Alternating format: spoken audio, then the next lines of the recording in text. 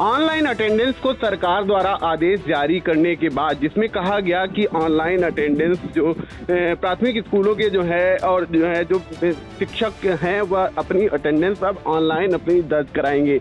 इसके बाद आपको बता दें पूरे शिक्षक समाज की ओर से ट्विटर वार छिड़ गया और जो है लाखों ट्वीट जो है सोशल मीडिया प्लेटफॉर्म पर किए गए। इसमें जो शिक्षकों के ट्वीट थे उनमें ज़्यादातर में ये देखा गया कि शिक्षक उन समस्याओं को, अपनी मांगे तो वो रख ही रहे थे, इसके साथ उन समस्याओं को भी दिखा रहे थे जो उनको स्कूल जाने में और शिक्षण कार्य के दौरान आती हैं। फिलहाल आपको बता दें कई संघ की जो है बैठक हो चुकी है, इसमें कई फैसले हुए हैं। इसी के दौरान आपको बता दें जूनियर शिक्षक संघ उत्तर प्रदेश के द्वारा 6 जुलाई को प्रांतीय बैठक में सर्वसम्मत ऑनलाइन फैसले के विरोध में और 18 सूत्री मांगों को लेकर कुछ फैसले हुए थे। इसको लेकर हमसे सीधे जुड़ चुके हैं जो है जिलाध्यक्ष मनोज कुमार रस्तोगी जी।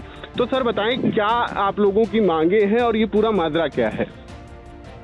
देखिए, जो ये ऑनलाइन अटेंडेंस का विरोध हम लोग कर रहे हैं, वो विरोध स्वाभाविक रूप से हमारे पर विश्वास न करके ऐसा लग रहा है कि जो शिक्षकों पर विश्वास ही नहीं रह गया है और किसी विभाग में कोई ऑनलाइन अटेंडेंस की बात नहीं हो रही, केवल शिक्षकों की बात हो रही, जबकि सर्वाधिक ये सब सभी जानते हैं कि शिक्षक समय से विद्यालय पहुंचते हैं।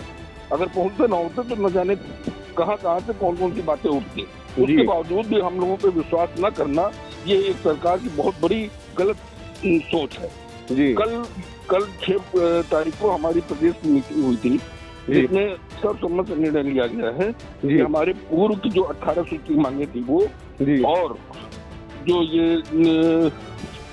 ऑनलाइन अटेंडेंस का है, ये जब तक वापस नहीं होता है तब तक हम लोग काली पट्टी बांधकर इसका विरोध करेंगे और किसी भी दशा में अपनी अटेंडेंस नहीं देंगे जी।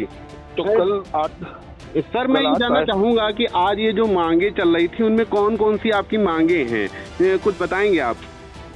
देखिए, हमारी प्रमुख मांग तो यही है कि जो ऑनलाइन अटेंडेंस है इससे हम लोगों को दूर रखा जाए जी।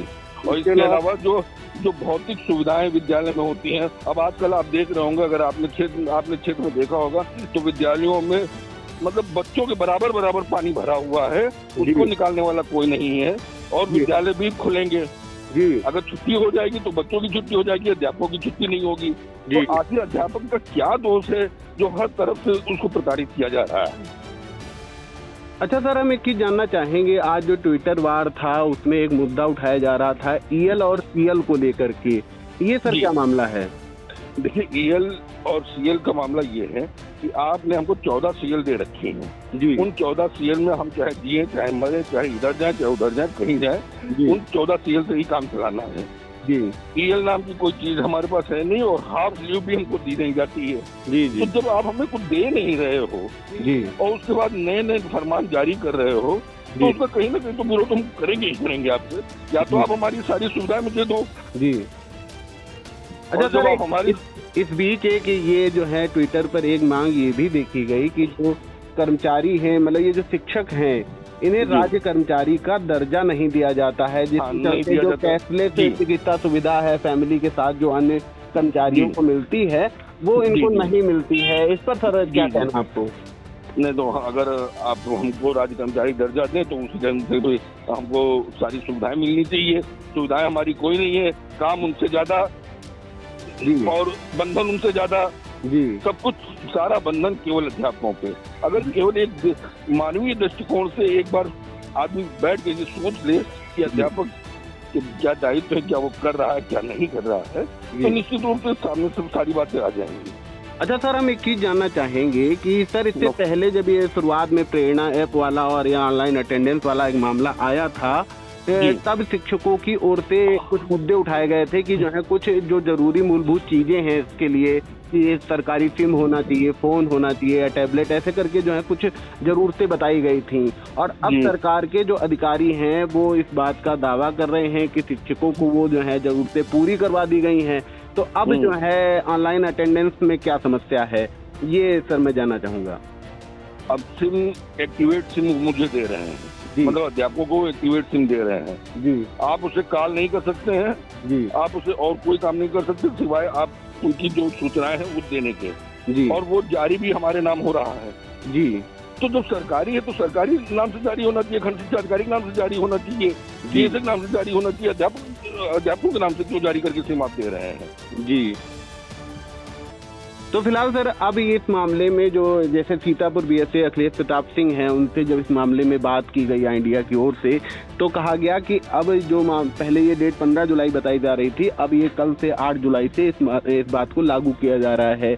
और अधिकारियों का इस मामले में ये भी कहना है कि अगर अब शिक्षकों के द्वारा इस आदेश का अमलीकरण नहीं होता है तो फिर जो है सख्त कार्रवाई की जाएगी। आप सर क्या कहते हैं? अधिकारी करेंगे, हम लोगों का जो निर्देश है उस निर्देश के हिसाब से हम लोग चलेंगे। जी, जो होगा देखा जाएगा। जी, अब ये चूंकि आर पार की लड़ाई है, इसके बाद कोई लड़ाई लड़नी नहीं है, इसी तरीके से सारी बातें फाइनल हो जानी है। जी, तो बिल्कुल। तो ये जो है जूनियर शिक्षक संघ उत्तर प्रदेश के जो है जिलाध्यक्ष जो है मनीष कुमार रस्तोगी जी, इनसे मेरी बात हो रही थी। इनकी कुछ अपनी मांगे हैं और इनका कहना यह भी है कि ऑनलाइन अटेंडेंस का विरोध एक प्रकार से जो है शिक्षक समाज नहीं कर रहा है, लेकिन उससे पहले जो है शिक्षकों की कुछ मूलभूत मांगे हैं, कुछ ईएल और सीएल को लेकर के मांगे हैं, कुछ राज्य कर्मचारी को दर्जा दिए जाने की मांगे हैं। इसके अलावा जो कैशलेस चिकित्सा सुविधा मिलती है राज्य कर्मचारियों को, वह शिक्षकों को क्यों नहीं मिल रही है, यह भी एक बहुत बड़ा सवाल है।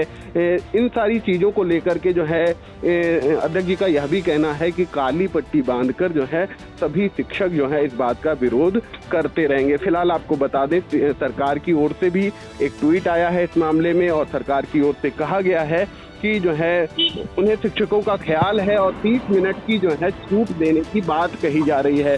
फिलहाल कल 8 जुलाई है और 8 जुलाई से ही अधिकारियों के द्वारा इस बात को अमल करने के आदेश दिए गए। आगे क्या कुछ निकल कर आता है वह भी हम अपने दर्शकों को सबसे पहले और सबसे सटीक पहुंचाएंगे। तो इन तमाम जानकारियों के लिए आपका सर बहुत बहुत धन्यवाद। Thank you sir, thank you.